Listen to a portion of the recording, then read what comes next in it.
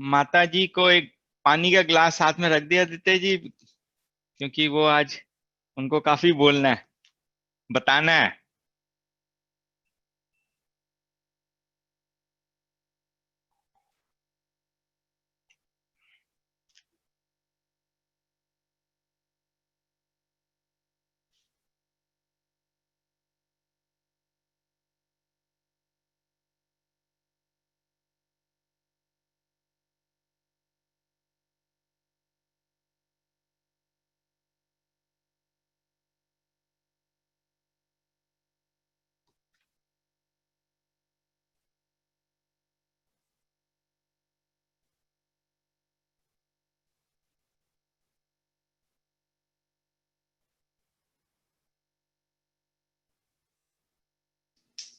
Let's give 2 more minutes to start, Puniji. Okay. So did you figure out I told you spotlight Yeah, you know video, right? It is automatic. What happens is that when you are in spotlight mode is automatic by default. So if you don't pin video, and it shows whoever is talking at that moment. Yeah. Okay.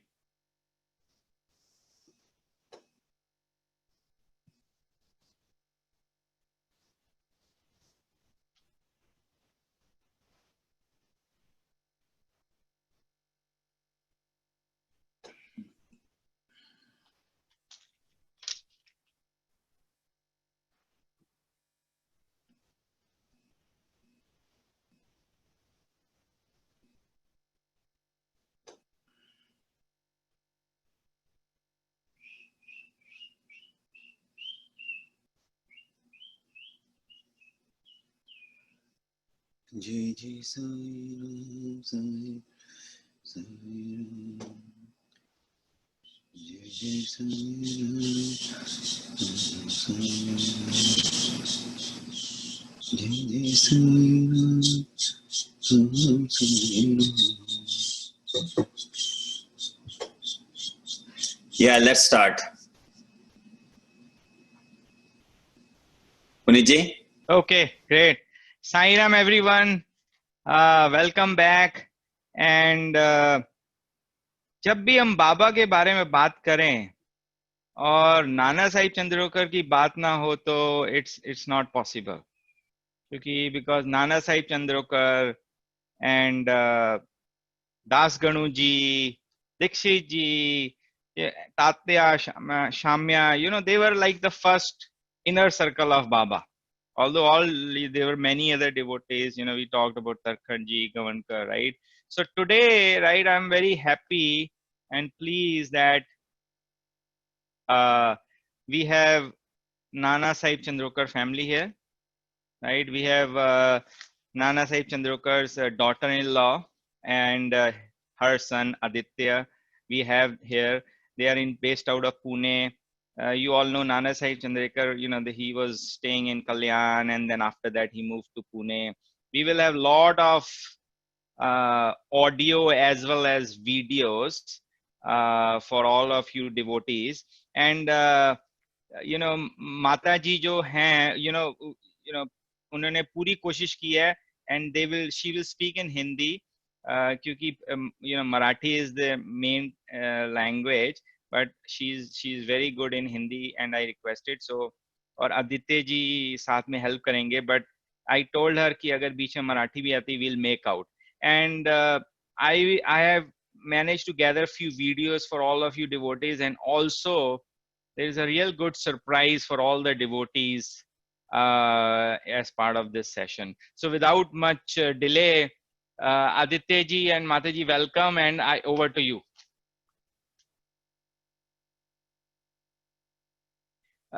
Aditya ji unmute कर लो अपने आप को, unmute. ओम साई राम. मैं पुनीत जी और चंद्रा जी को धन्यवाद कहता हूं कि ये मंच पे हमें आने का अवसर दे दिया है और सभी भक्तों को नाना साहब के बारे में बोलने के लिए हमको एक संधि दे दी है. तो मैं पहला मेरा इंट्रोडक्शन कर देता हूं. मेरा पूरा नाम आदित्य प्रभाकर चांदोरकर है और मैं नाना साहब के 4th जनरेशन में हूं. 4th जनरेशन मतलब नाना साहब के 2 बेटे थे, उसमें जो बड़े बेटे थे उनके वासुदेव चांदोरकर, उनका बेटा मझला बेटा प्रभाकर था, और प्रभाकर जी का मैं इकलौता बेटा हूँ, आदित्य चांदोरकर। आज मेरे साथ मेरी माँ भी आई है और हम दोनों नाना साहेब चांदोरकर के बारे में सभी साई भक्तों को कुछ उनके बारे में बता देंगे। तो नाना साहेब चांदोरकर, उनका पूरा नाम नारायण गोविंद चांदोरकर था, जिनका जन्म 14 जनवरी मकर संक्रांति के दिन 1860 में हो गया। नाना साहेब चांदोरकर ऐसे पहले व्यक्ति थे जिनको बाबा ने खुद बुलाया था।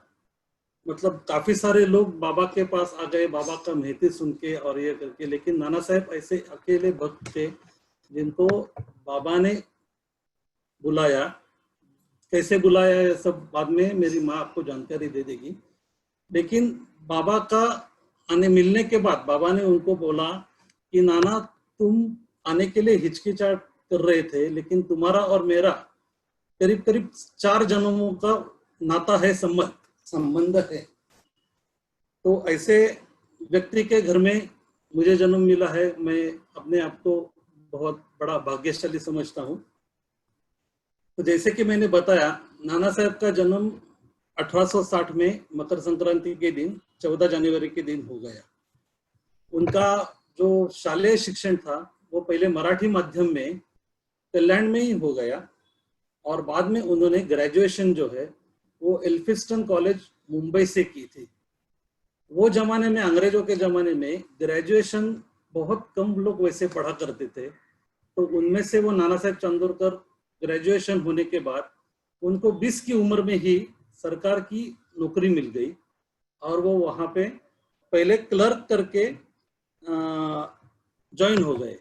बीए विद फिलोसॉफी सब्जेक्ट उन्होंने लिया था, और बीए विद फिलोसॉफी के साथ उनका संस्कृत भाषा के ऊपर भी बहुत कमांड थी, और उन्होंने शाक्य भाषा शंकरी का भी अभ्यास किया था।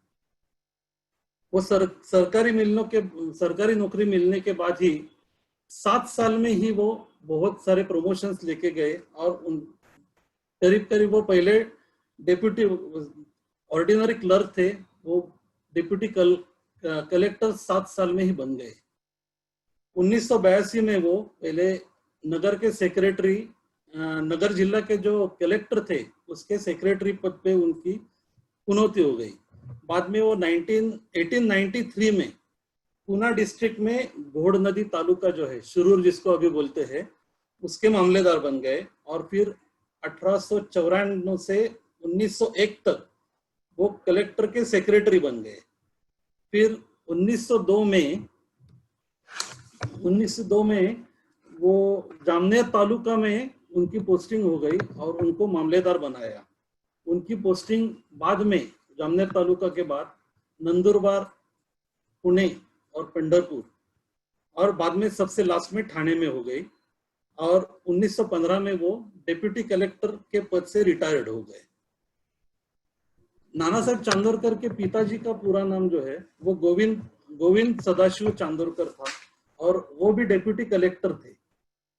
मतलब उनके पिताजी भी डेप्यूटी कलेक्टर रह गए, और नाना साहब भी बाद में डेप्यूटी कलेक्टर करके ही रिटायर्ड हो गए।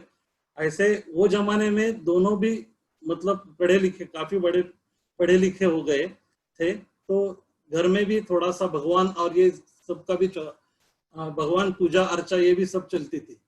गोविंद पंत चांदोरकर जो थे नाना साहब के पिताजी, उनके गुरु जो थे वो सखाराम महाराज करके थे।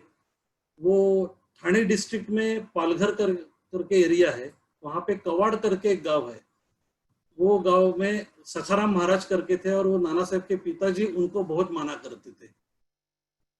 और नाना साहब चांदोरकर मतलब कलेक्टर या उनका प्रमोशन सरकारी नौकरी मिलने के बाद वो सखाराम महाराज के पास भी जाया करते थे, और उनको भी वो काफी माना करते थे। बाद में नाना साहब चांदोरकर जो है जब नगर डिस्ट्रिक्ट में गए, और वहां पे उनको सरकार ने काम दिया था कि जमाबंदी मतलब पैसा मनी रिकवरी का काम दिया था। तो फिर बाद में वहां पे कुलकर्णी करके एक सदगृहस्थ थे, जिनको बाबा ने बोला था कि कुलकर्णी के पास मैसेज भेजा था कि नाना को बोलो साईं बाबा ने तुमको बुलाया है करके। नाना साहब चांदोरकर जो थे वो थोड़ा सा पहले जाने में हिचकिचाए और 3 बार 4 बार बाबा ने बुलाया, फिर भी नहीं गए।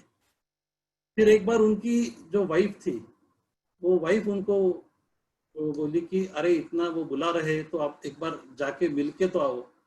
तो वो बाद में कैसे गए, वो सब मतलब क्या हुआ था उस टाइम, वो उसके बारे में अभी मैं बाद में मेरी माँ आपको बताएगी।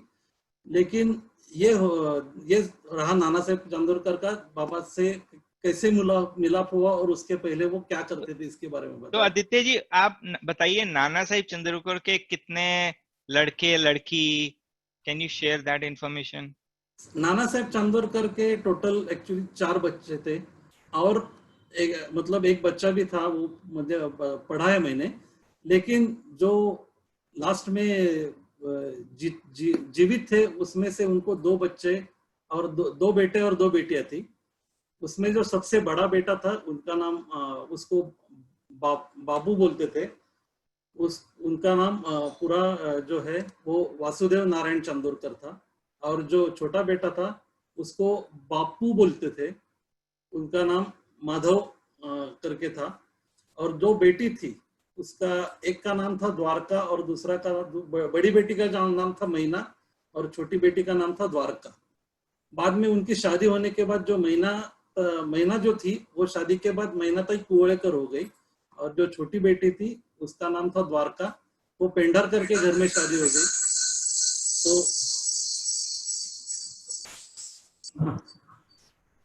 वो शादी के बाद पेंढारकर बन गई। Okay okay.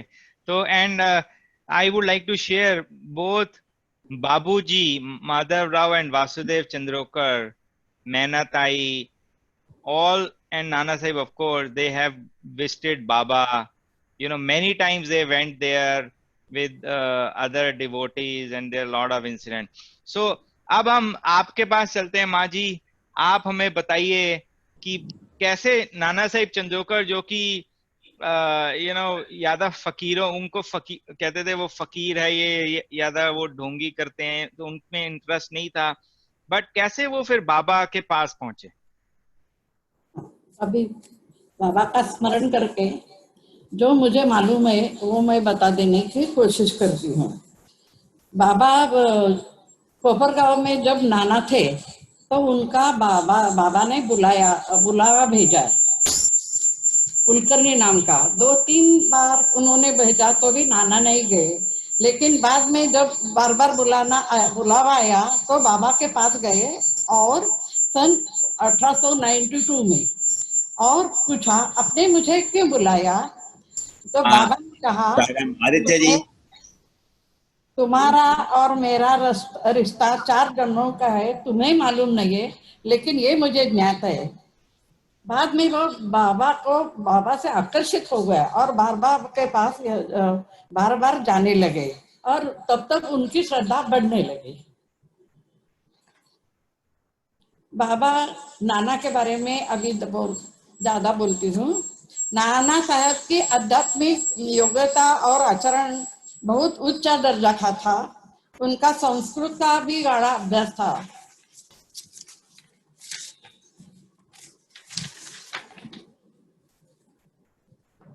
अपनी आध्यात्मिक प्रगति करने के वे कोशिश करते थे और साई महाराज जैसे उनको गुरु मिले। वर्तमान, भूत और भविष्य बारे में जिसको ज्ञात है और ईश्वरी सामर्थ्य जिसके पास है, ऐसे सद्गुरु का लाभ उनको मिला।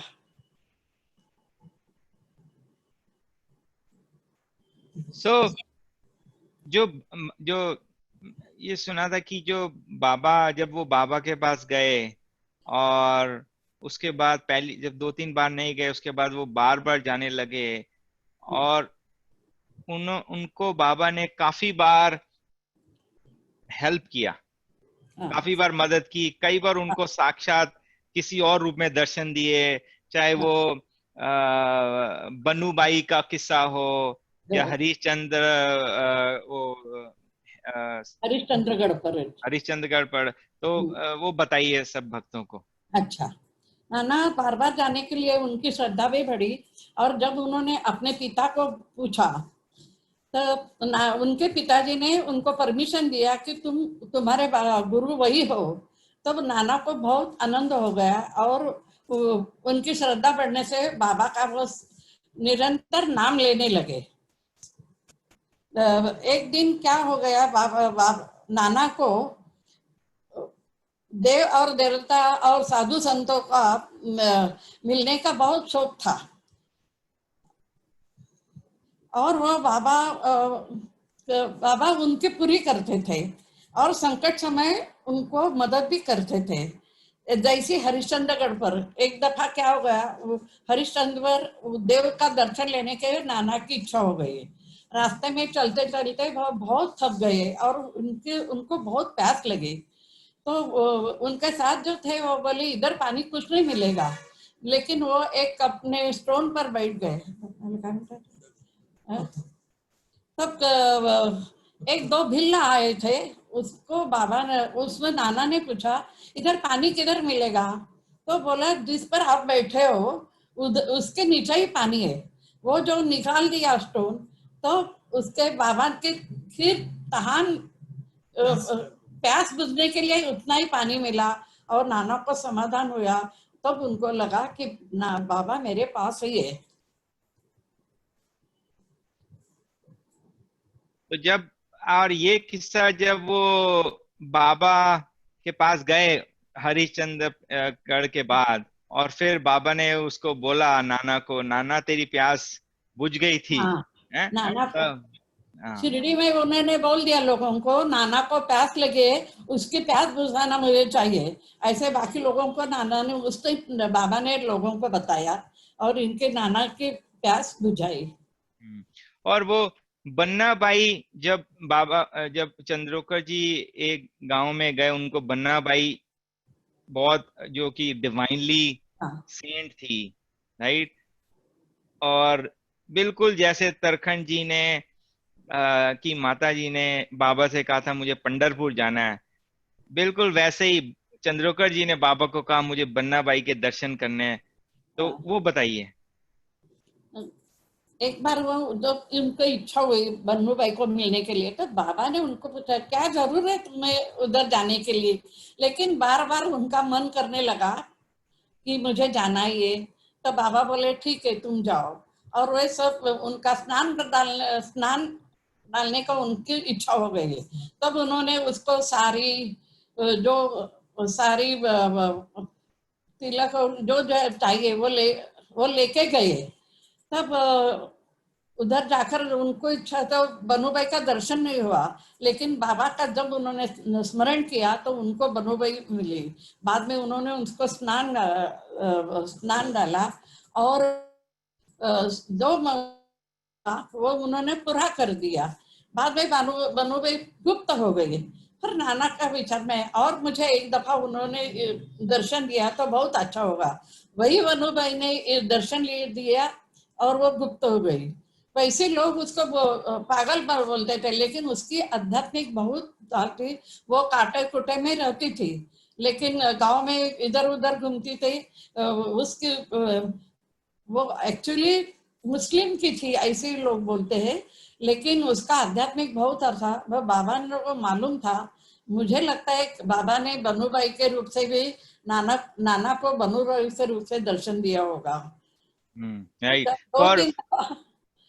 दो तीन दफा उन्होंने बोला तो कि मुझे उसका दर्शन चाहिए, और बाबा का नामस्मरण किया तो उनको दर्शन मिला।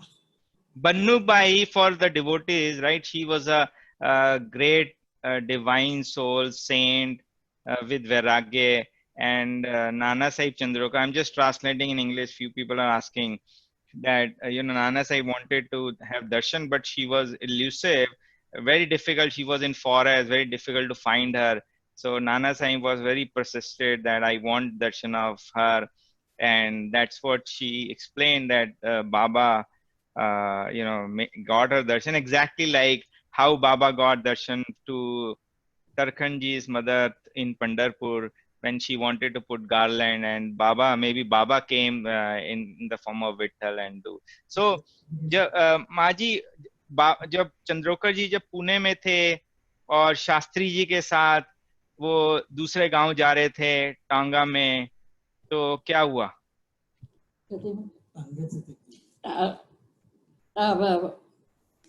मैनाती के बारे में क्या?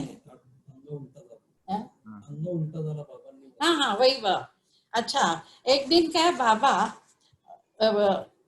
लेले शास्त्री के साथ घोड़ा गाड़ी में बैठकर पुणे जा रहे थे। रास्ते में अचानक डर के मारे घोड़ा खड़ा हो गया, तो पिछले लोग पर वो खड़ा हो गया, तो नाना और शास्त्री दोनों गाड़ी के नीचे गिर गए। उसी समय बाबा मस्जिद में जोर से बोले, अरे नाना संकट में है, मैं उसको बचा दूंगा। इस घटना से कई दिनों के बाद जब नाना शिरडी गए तो लोगों ने उनको बात कहते वो बहुत धन्य हो गए, क्योंकि उनको गिरने से भी कुछ एक्सीडेंट से भी उनको कुछ भी नहीं हुआ, और शास्त्री को भी कुछ नहीं हुआ, तो बाबा ने उनका ऐसा बचाव कर दिया है। And Baba, you know, he had a typical signal if some untoward incident or death was happening, that was called bum bum. He would take like 2 folds and in front of his mouth he will say. There are many incidents, you know. So there was one case where one boy was, you know, he fell down from the neem tree जो गुरुस्तान में है, and Baba, you know, predicted by sitting in the masjid. So मैना ताई का जो incident है, that जो माँ जी मैना ताई जी का जो इंसिडेंट है वो बहुत ही इंस्पायरिंग है और बहुत ही उसमें लगता है बाबा ने साक्षात रामवीर बहू के साथ दिए, और प्लस उसमें काफी मैसेज है कि क्या करना चाहिए। तो आप मैना ताई के सबको पता है, बट हम आपसे सुनना चाहते हैं। और फिर मैं डिवोटीज को मैना ताई का जो घर है जामनेर में वो भी दिखाऊंगा, मैं वीडियो मैंने फाइंड आउट किया। वो जामनेर में नाना साहब की ट्रांसफर हो गई थी, इसलिए जामनेर में वो डिलीवरी के कारण मैना साहब उधर गई थी। सन 1803 या 4 साल की बात होगी। वो मैना साहब का प्रसूति समय नजदीक आया था, उसको यातना देखकर नाना जी ने बाबा का स्मरण तो करते रहे थे, लेकिन चंडी का यज्ञ भी शुरू किया था। उस टाइम बाबूगिर गोसावी उनको अपने गांव जाना था, और उन्होंने परमिशन लेने के लिए जो बाबा के पास आए, तो बाबा बोले अच्छा तुम गांव जाओ, पर पहले नाना के यहाँ जाओ ना जामनेर में, बाद में उनको उदी दे दो। उन्होंने बाबा ने उनको हाथ में उदी दे दी, उदी की पूड़ी, और जो आरती दे, वो जो सभी मंदिर में अभी गाया जाती है, अड़कर ने लिखी हुई उदी आरती साईं बाबा सौख्यदाता रजीवा, ये जो है वो उनको पास दे दी और बोले कि तुम चले जाओ। वो बोला मेरे पास खाली 2 रुपए है, कैसा होगा? बाबा बोले कुछ चिंता मत करना। तब वो रेल से गए जलगांव में, और जलगांव में गए तो उधर रेलवे स्टेशन पर आए तो एक आदमी बोल से पुकार रहा था, टांगे वाला, बापूगिर कौन है, बापूगिर कौन है? तो उनको लगा नाना जी ने भेजा है, चलो। वो टांगे में बैठे और चले गए। चलते 7-8 तास का वो प्रवास था, घंटे का 7-8 घंटे का प्रवास था। बाद में उन्होंने खाना कुछ खिलाया उस बापूगिर को, और आए। सुबह होते ही वो जब जामनेर आए तो नाना के कचहरी के पास ही रुके, और उनका लघु शंका लगने से वो नीचे उतरे और गए। जब वापस आए तो उधर टांगा नहीं था, टांगे वाला नहीं था। वो बिल्कुल सरप्राइज हो गए, ऐसा कैसा हो गया। लेकिन चलो, वो जब कचहरी में गए तो उनको मालूम हुआ कि बाबा नाना कचहरी में नहीं है, तो उनके घर उधर गए। घर जाते तो उन्होंने देखा कि नाना साहब चिंतित है, उनकी बेटी के बारे में, तब उन्होंने उदी दी और वो आरती दी।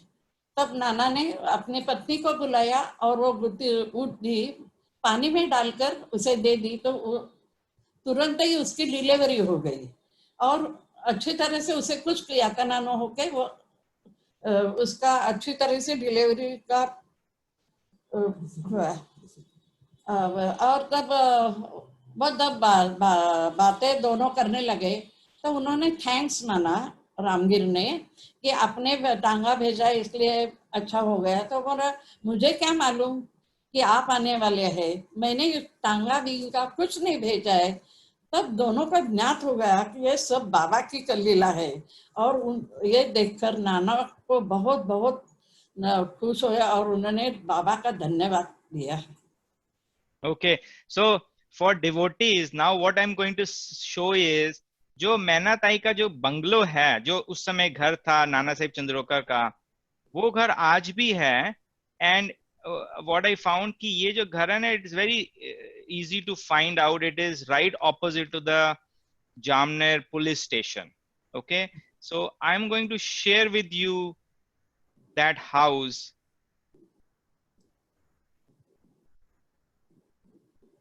This is the house. You know, there is a slideshow. You will see that. This is right opposite to the Jamner police station.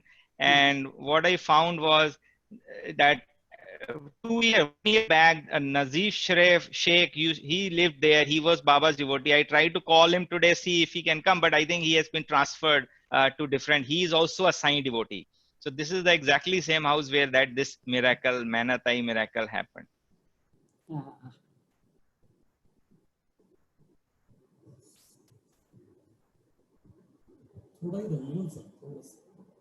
ये बाबा की वहीं पर जो उन्होंने नजीब शेख ने रखी थी, अब वो वहां नहीं रहते, but I found this video. So Maina Tai माँ जी बहुत कठिनाइयों से गुजरी। उनका जो उनके हस्बैंड थे वो एक्सपायर हो गए डिलीवरी से पहले।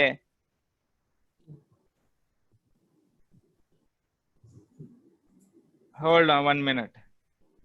और उनका जो बच्चा था जो डिलीवरी में जो कि हुआ था, बट वो भी चला गया। तो तो मैंने सुना है कि दास गन्नू जी ने उस समय मैना ताई बहुत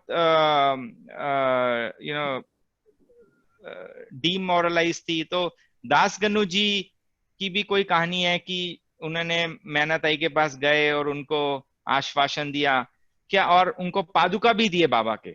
हाँ, तो वो बताइए। जब मैना ताई को बहुत दुख हो गया, कोई परिवार ही नहीं रह गया वगैरह, तो दासगणु उनके पास गए और उन्होंने बोला कि अगर तुमको मन शांति हो तो ये मैं बाबा का पादुका तुम्हारे पास देता हूँ, वो तुम्हारा दुख सब दूर हो जाएगा। उन्होंने और उसको एक चांदी का 2 छोटे से खड़ावा दिया है और वो हर समय पूजा करती थी। बाद में वो जो खड़ावा है वो मेरे मायके में आ गए, क्योंकि मैं मायके की कुवड़ेकर हूँ। और जब मेरा बच्चा 10वीं पास हो गया तो मेरे पिताजी ने वो खड़ावा मेरे लड़के को पास होने के कारण दिया है। वो हमारे पूजा में है, हम रोज उसकी पूजा करते हैं। तो आप सब भक्तों को उसके बाबा के पादुका के दर्शन कराएंगी अभी? हाँ, कराएंगे जरूर।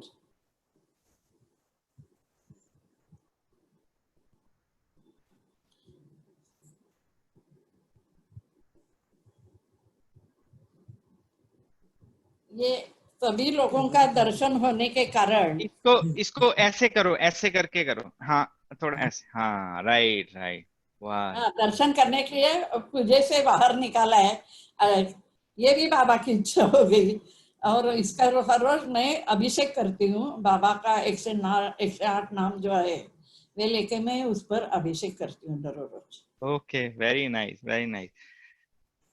दास गन्नू जी जो थे वो आप दास गन्नू जी को मिले हुए हो?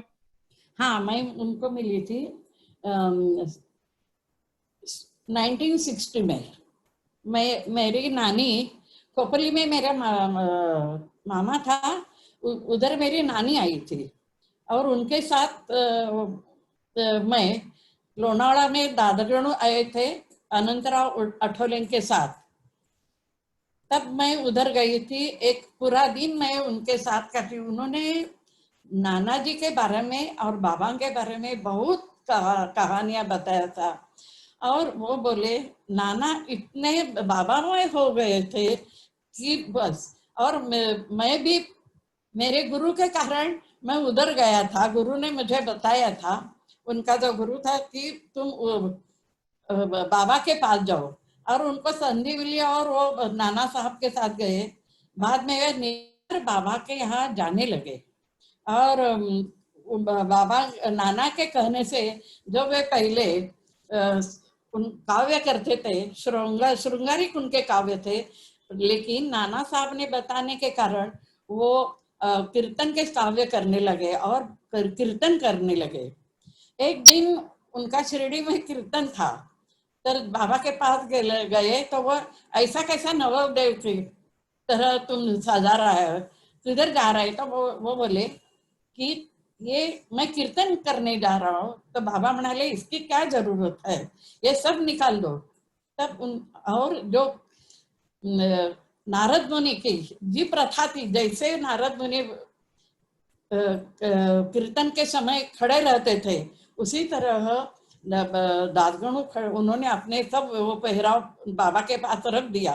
और जब वो कीर्तन करते थे, खाली एक म्हणजे ऊपर कुछ नहीं डालते थे और पगड़ी बिगड़ी सब निकाल कर वो खाली एक अपने एक जो धोती है वो पहनकर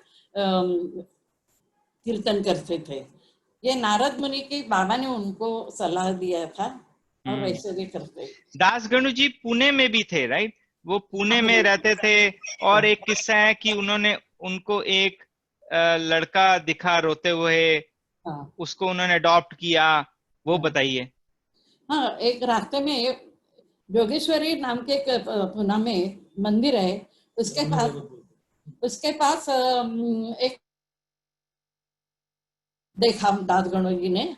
तो उन्होंने पूछा क्यों रोता है? तो बोला क्या करूं, ये मैंने ये भिक्षा लाई है, लेकिन उसको बैल का स्पर्श हुआ है, अभी वो मैं खा नहीं सकता।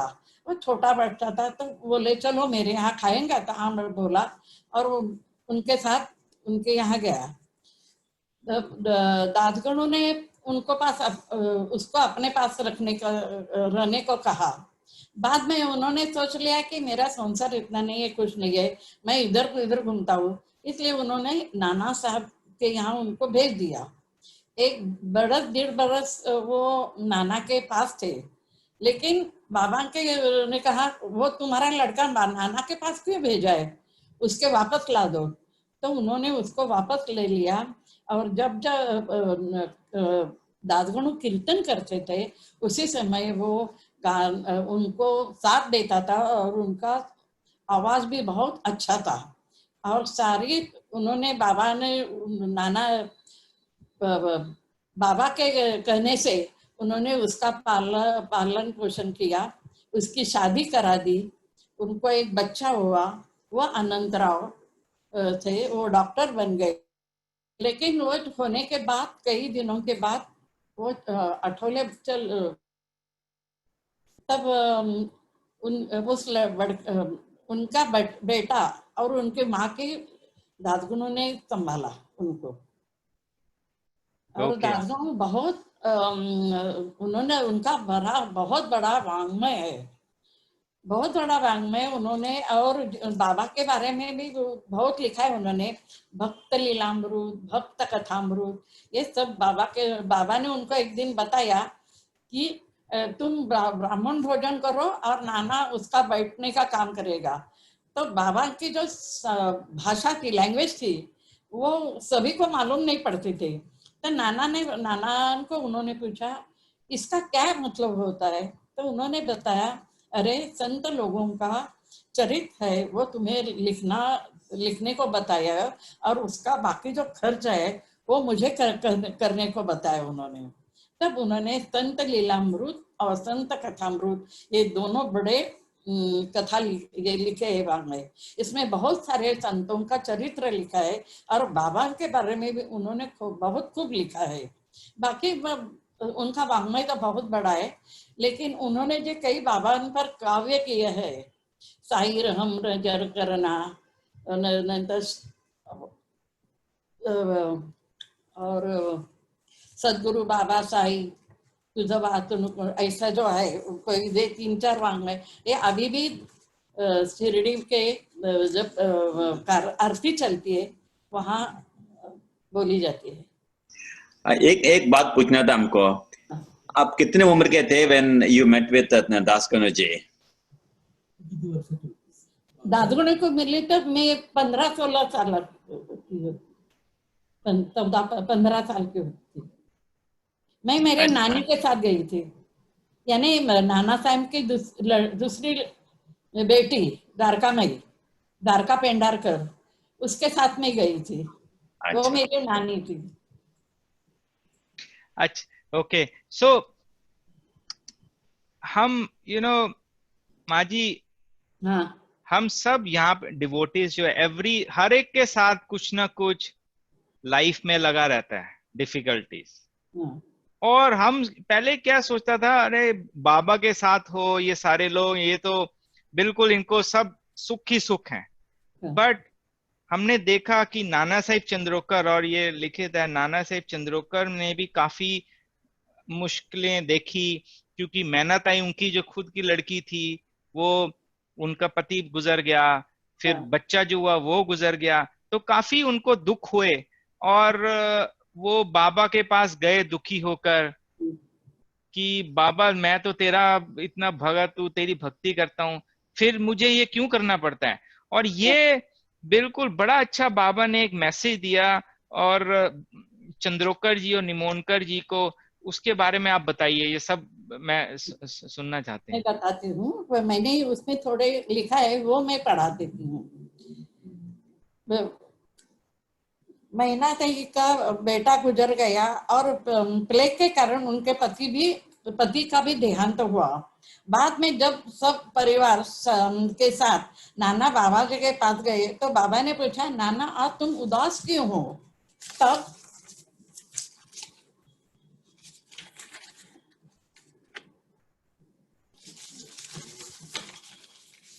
नाना बोले, मेरे जामात और पोता दोनों गुजर गए। बाबा बोले, इस कारण से अगर तुम मेरे पास आता हो तो वो गलत है। जन्म मृत्यु किसी पर, कर्मों पर निर्भरित है। नियति ये सब चलाती है और परमेश्वर भी कोई इसमें बदल नहीं कर सकता। अगर ऐसा किया तो जगत की व्यवस्था बिगड़ हो जाएगी, इसलिए इस कारण से तुम मेरे पास मत आया करो। तब नाना बोले, लेकिन जब आप किसी को बोलते हैं आपको बेटा होगा या आपको नौकरी मिलेगी या आप चमत्कार ही करते हैं ना, और वैसा ही होता है। तब बाबा बोले, जिस तरह ज्योतिष को आगे का भविष्य मालूम होता है, वैसे मेरी दृष्टि और उनसे ज्यादा होती है। भूत, वर्तमान और भविष्य का ज्ञान मुझे होता है और वो मैं बात बताता हूँ, और वैसी घटनाएं भी होती है, और उसका ज्ञान होने से कारण तुझे मैं चमत्कार करता हूँ ऐसा लगता है। तू मेरे और श्रद्धा और भक्ति से देखता है, वही श्रद्धा भक्ति मैं ईश्वर की ओर भेजता हूँ और तुम्हारा कल्याण हो जाता है। तब नाना साहब ने बाबा को वचन दिया, खुद की फायदे के लिए मैं आपके पास कभी कुछ नहीं मांगूंगा। तो बाबा बोले, मैं तुम्हें परमार्थ के ज्ञान दूंगा। बिल्कुल सही, वेरी वेरी नाइस, ये बहुत अच्छा मैसेज है। But I think Baba was being humble by saying कि he doesn't do चमत्कार। I don't believe that he does। और आप बाबा के पादुका दोबारा दिखा सकते हैं, कुछ डिवोटीज कह रहे हैं, फिर से दिखाइए। दिखाती हूँ। ये आदित्य दिखाता है। मेरा कैमरा थोड़ा चालू करो पुनीत जी, मेरे वाला ये कैमरा चालू कर दो। ओके शेखर जी, इनका कैमरा चालू करोगा?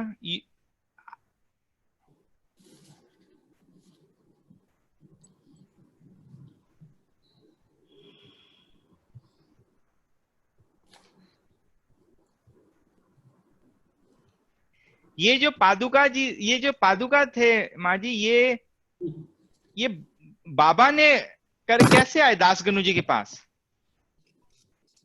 वो नहीं मालूम, लेकिन दासगुणों ने उनको दिया है ये मुझे मालूम है। और मेरे पिताजी ने बताया ये महीना तय का था। महीना तय गुजर जाने के बाद उनके सब, उनकी स्टेट और सब घर का जो होता है वो हमारे पास आया है, कारण उनका बाकी कोई कुछ नहीं था। ओके उनका परिवार कुछ नहीं था। और उनका चचेरा जो देवर था, ये मेरे दादाजी थे। इसके कारण ये सब हमारे घर में आया था। और तब मेरे पिताजी ने वो दिए मेरे बेटे को, और हम उसको हर रोज पूजा करते हैं। Okay, very nice. You know, people missed you because you were not on the spotlight video. So can you show again, please?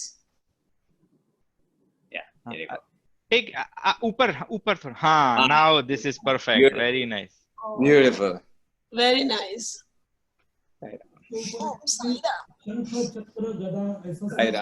हाँ, ईश्वर के जो पैरों में रहता है उसी तरह।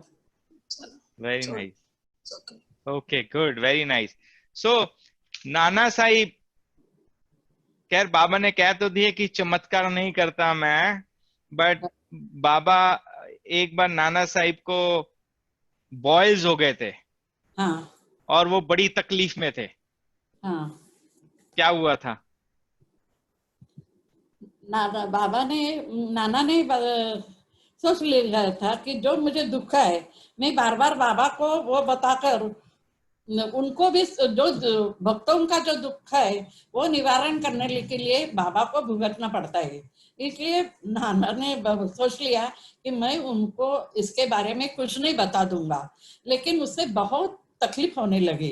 जब उन्होंने डॉक्टर को दिखाया, वैद्य को दिखाया, तो कुछ नहीं, औषध के कुछ न होने से डॉक्टर ने उनको सलाह दी कि उसका ऑपरेशन ही करना पड़ेगा।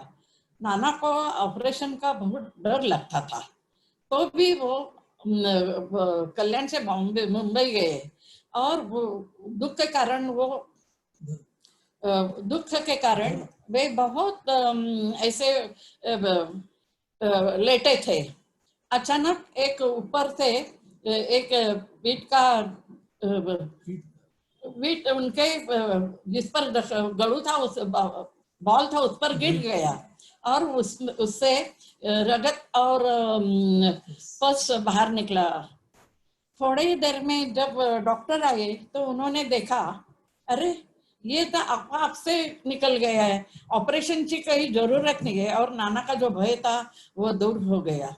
इकड़े शिरडी में क्या हो गया, बाबा बोले अरे तो नाना को बहुत दुख तकलीफ होती थी बॉल के कारण, लेकिन उन्होंने कुछ बताया नहीं मुझे। लेकिन क्या करूं, मुझे उधर जाकर वो उसको क्या बोलते हैं, उसको बाहर निकालना पड़ा।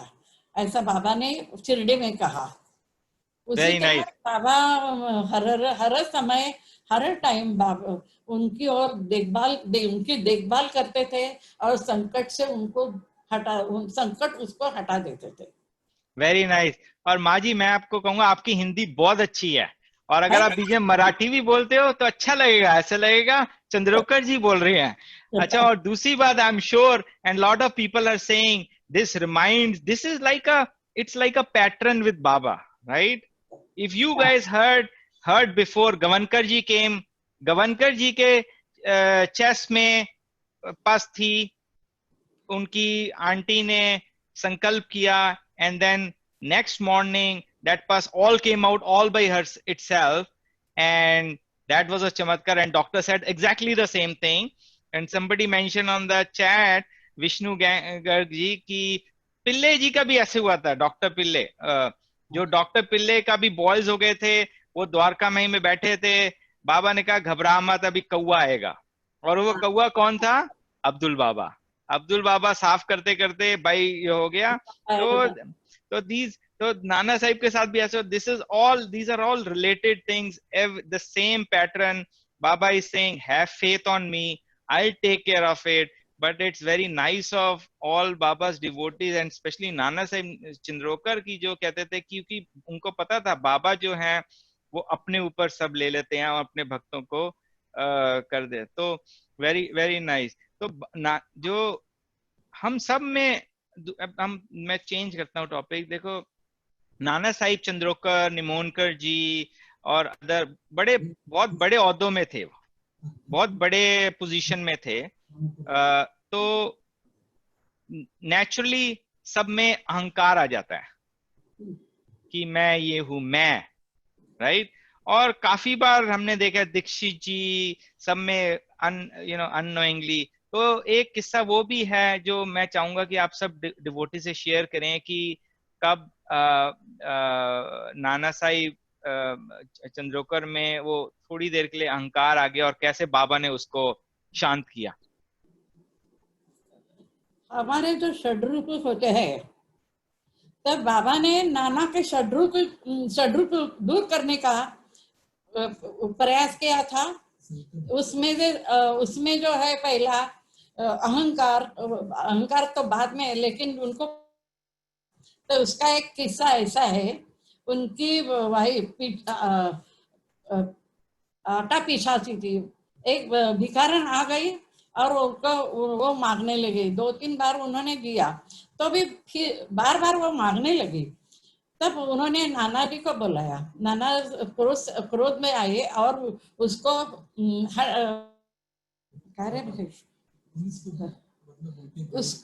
उसको जाने को कहा। तब क्या हो गया, जब वो शिरडी गए तो बाबा उनको बोले, नाना मैं इतना तुमको सिखाता हूँ लेकिन तुम्हारे चेंज नहीं होते, तुम्हारे चेंज क्यों नहीं होते है, तुम क्रोध पर क्रोध क्यों करते हैं? अरे वो भिखारन आई थी, वो मांगती थी, तो उसको नहीं करना, लेकिन उससे हकल देने की क्या जरूरत है?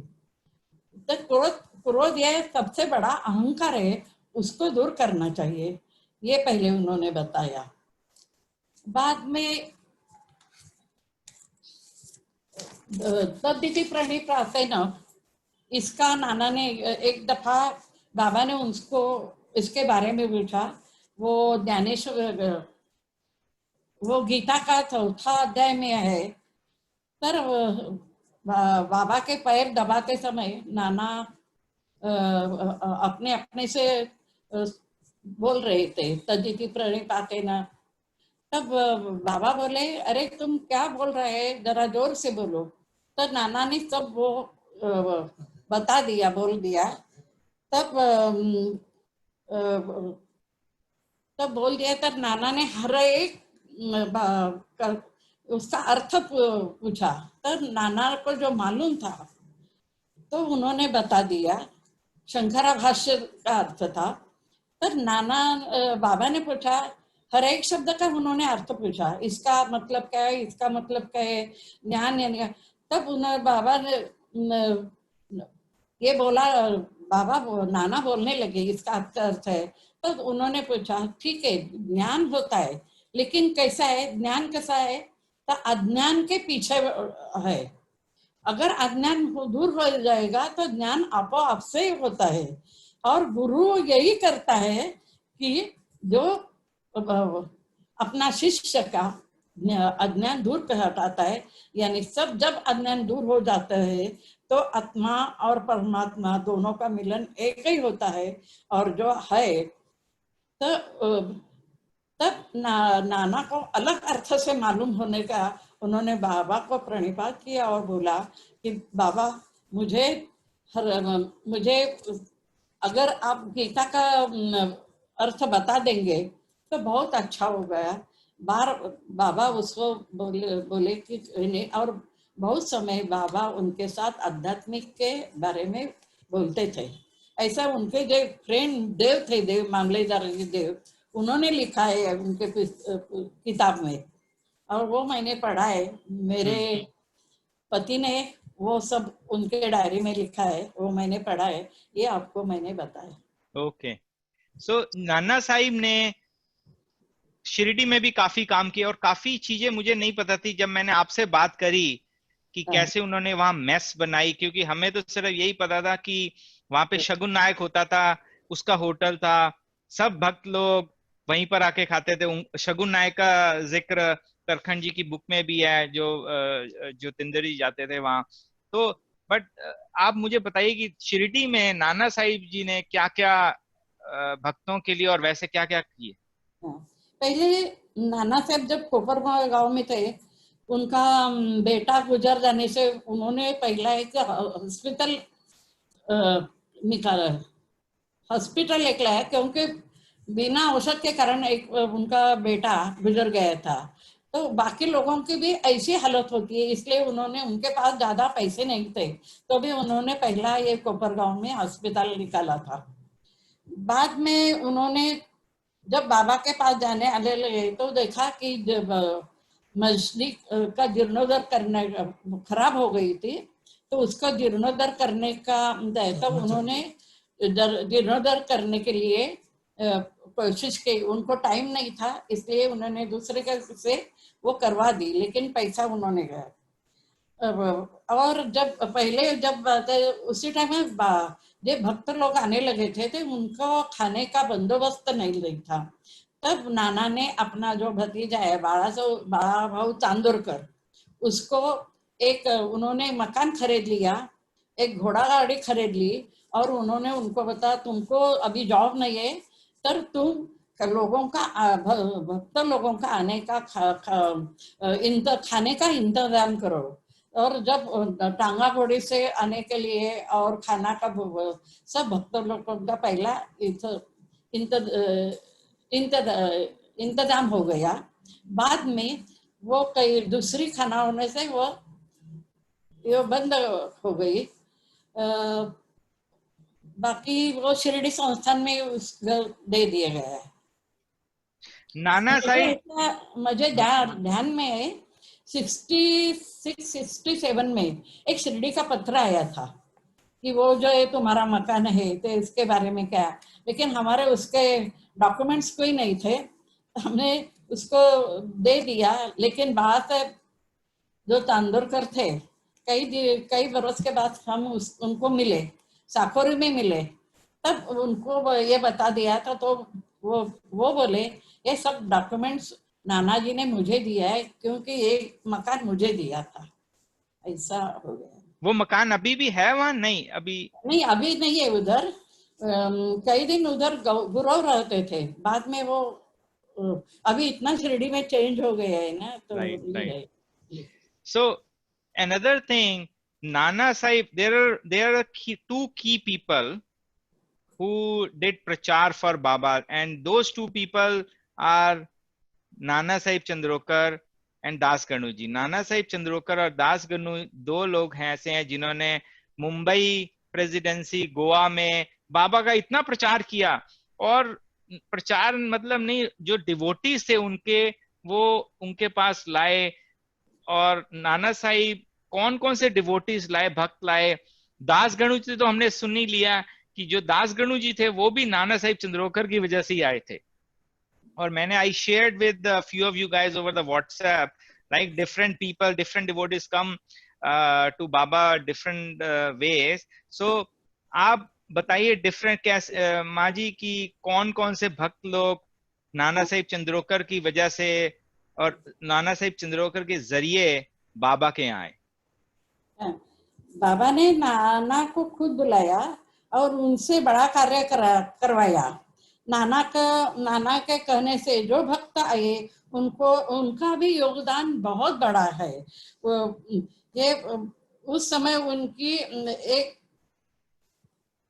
गोविंद रघुनाथ दाभोलकर, पहले उन्होंने शाही चरित्र लिख के आज तक जो लोगों को बाबा के बारे में जो कुछ मालूम है, लाखों लोग उनके बारे में जानते हैं। ये पहला कारण है कि उन्होंने जो बाबा की लीला थी वो सब अपने चरित्र में लिखे है। वो पहले नाना के कारण उधर गए थे। दूसरे है दासगणु महाराज। दासगणु महाराज उनके गुरु इस्लामपुरकर थे। वो उन्होंने कहा था कि तुम साईं बाबा के पास जाओ। और जो नाना तब वे 1893 में नाना साहेब के साथ शिरडी गए और उन्होंने जब बाबा का दर्शन देखा तो वो बार बार जाने लगे।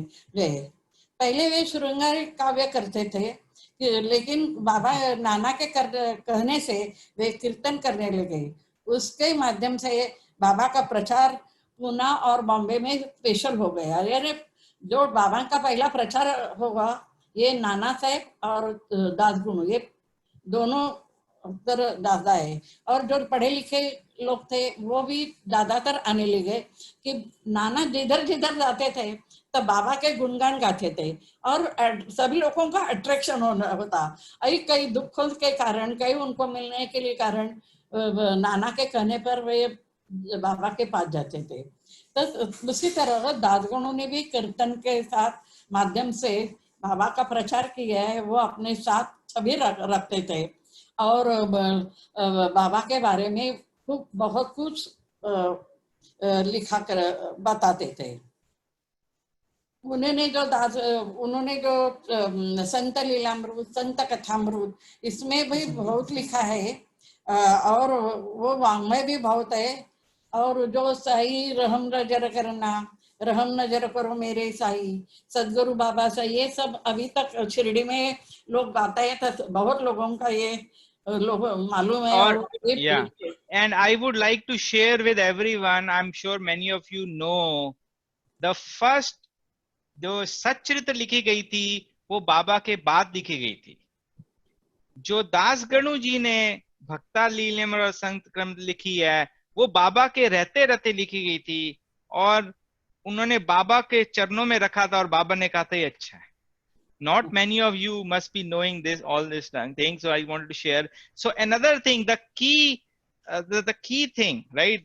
दो नाना साहिब चंद्रोकर की एक आदत थी, वो हमेशा बाबा की उदी अपने पास रखते थे, राइट?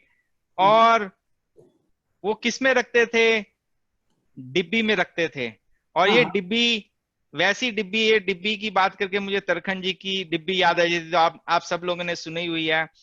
तो जो नाना साहिब चंद्रोकर डिब्बी में रखते थे, उदी रखते थे, वो डिब्बी आपके पास आई हुई है as a heritage, as a prasad of Baba. And I wanted to share many of the devotees. I exchange messages with many of the devotees. They ask for उदी।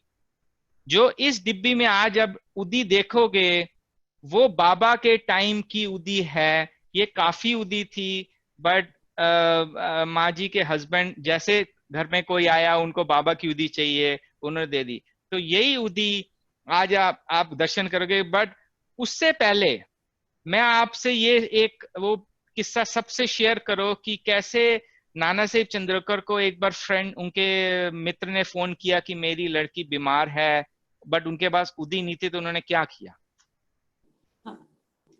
एक साई भक्त थे, उनकी बेटी को बुखार आया था और वो बुखार कम नहीं होता था और उनके पास की उदी नहीं थी, वो खत्म हो गई है। तो उन्होंने एक आदमी को नाना साहेब के यहाँ भेजा और उदी लाने के लिए उनको बता दिया।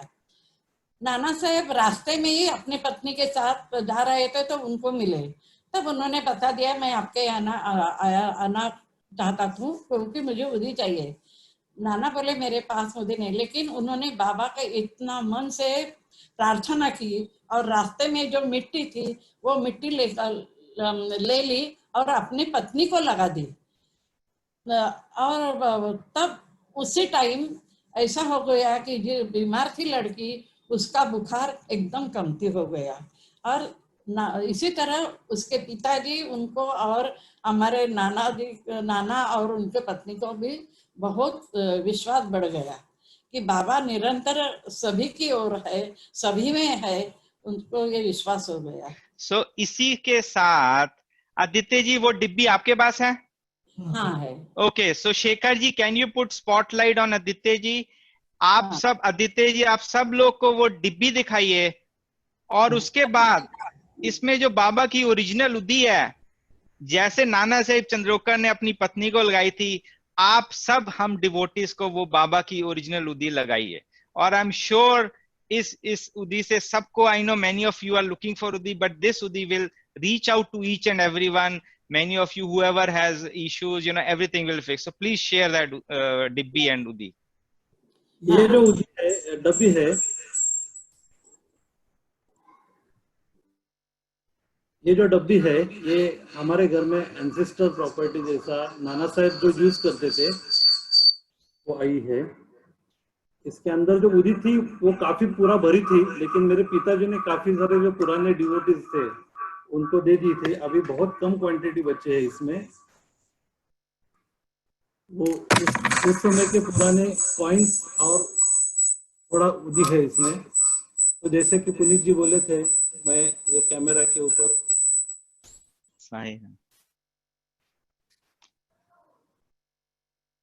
Very nice, thank you Aditya ji, thank you माँ जी। और I mean I know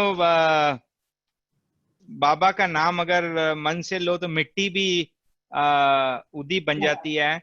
so with this I think I would like to thank both of you. आपने नाना साहिब चंद्रोकर के बारे में और दास कनु जी के बारे में काफी शेयर किया, and we would like to conclude our thing with one of the Baba's aartis, and I would like to share that right now. एक दफा एक बोलती हूँ। बताइए बताइए। जिस तरह बाबा का अनुभव आता,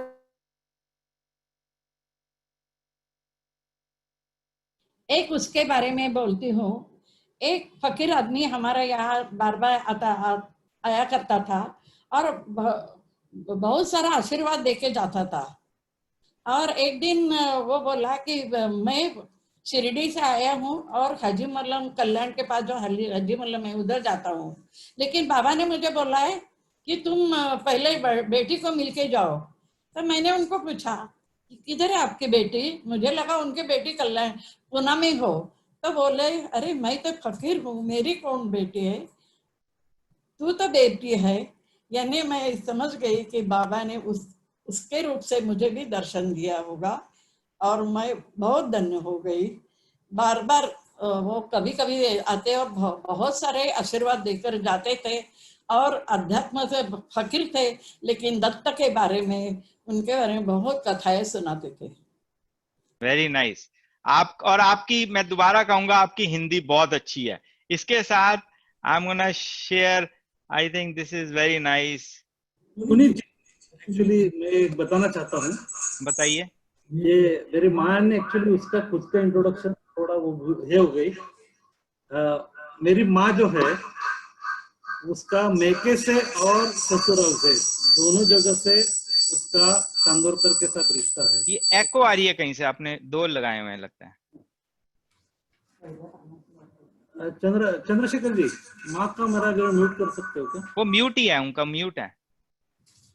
ओके ठीक है, हेलो। हाँ अब ठीक है।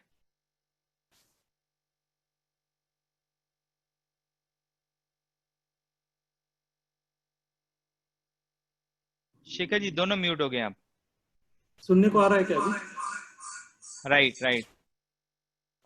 मेरी माँ जो है वो मेके से और ससुराल दोनों की तरफ से चंदोरकर फैमिली से एसोसिएटेड है। एक्चुअली नाना साहब चंदोरकर की जो दो बेटी थी उसमें से जो बड़ी बेटी थी वो मैनाताई चतकुवळेकर थी।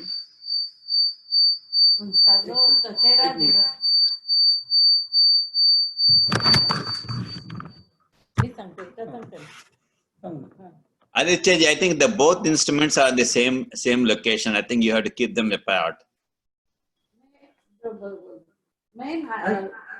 एक मिनट चंद्रशेखर जी, मैं मेरा बंद करता हूँ, माँ का चालू कर दो। You can unmute by yourself there because the control is there only. Yeah. हाँ, ये मैं आप ठीक मेरी है, इंट्रोडक्शन करती हूँ। करिए। मैं नीला चांदोरकर बाबा के स्मरण करके उसके भक्त चांदोरकर साहब के है तो उनके बताने की कोशिश करती हूँ। मैं नाना साहब की पोती जी यानी बड़े लड़के वासुदेव चांदूर की बहू हूँ। बहू पराया घर की होती है, उसका खून का रिश्ता नहीं होता, लेकिन मेरी बात अलग है। नाना साहेब के चारों बच्चों के साथ मेरा गहरा रिश्ता है। नाना की बड़ी बेटी मैनाताई कुड़ेकर का चचेरा देवर का बेटा और नाना साहेब की दूसरी बेटी द्वारकामयी उनकी बेटी, उनका दोनों का ब्याह हुआ था और मैं उनकी बेटी हूँ, समझ रहे? Very nice, very nice. और मेरी शादी वासुदेव जी के बेटे प्रभाकर उनके साथ हुई और मैं चांदोरकर परिवार की एक सदस्य बन गई। वेरी नाइस, इसलिए मैंने मेरे नानी मेरे चाची के बारे में जो मैंने सुना है वो मैंने आपको बता दिया। और I would like to share with all, Maaji ने मैनाताई को देखा हुआ है, but she was very small, she was 5 years old, because ये सारे पूना में वाड़ा में इकट्ठे रहते थे, सब इकट्ठे। आई am sure this reminds everyone of your Shirdi visit, which is going to be happening very soon. So we will close. Anything, Shekhar ji? Sai Ram, thank you so much. It was a very blissful to have darshan of podcast and with the box, we are all feel blessed. And in fact, we all had the Woody applied on our foreheads also. It's very nice. Thank you so much for sharing all this. And one request, if we can share, if we have the family picture of Mainatai and the Nana Saheb Chandrakar sons in a family tree, if we can have picture and send it to Puneet ji, then he can show to all of us next time. Yes, yes. And I have a request to all the devotees who are here. I am looking for help to put Baba's books on Amazon. So if anyone has done that or help, please reach out to me. That will be great. We have few books which we want to put on Amazon so that it can go to all the devotees. I'm trying to do that. I'm struggling for bandwidth or whatnot. I'm not. So I need your help. Please reach out to me. Thank you. And Sai Ram, next week we'll meet Nashneji. Thank you, Maji. And thank you, Aditya. One more question. The Bhakta Lila Amrit and Santa Katha Amrit, are they available in English or only in Marathi? It's in English. In English. They're not available on bookstores, I guess. I think, the people probably, you can share the link to all the devotees. They can be, they can buy if they can. Yes. Okay. Sai Ram, Sai Ram. Yeah, Sai Ram ji. Thank you. Okay.